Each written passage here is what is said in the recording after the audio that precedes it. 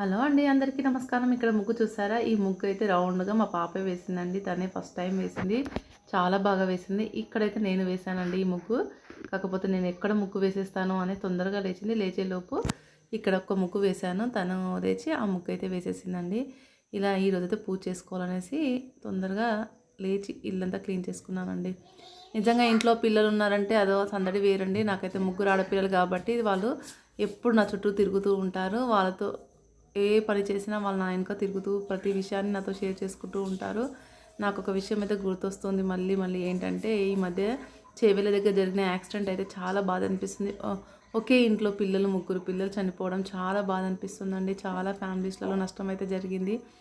Bus యాక్సిడెంట్లో అయితే ముగ్గురు పాపలు అయితే చనిపోయారు. తల్లిదండ్రి ఒక్క పాప ఉంటేనే కష్టపడి చదివిస్తూ ఉంటారు. వాళ్ళని పెంచడం అంటే ఎలా ఉంటుందో తెలుసు కదా. ఇక్కడ ముగ్గురు పిల్లలు అంటే మామూలు విషయం కాదు కదా.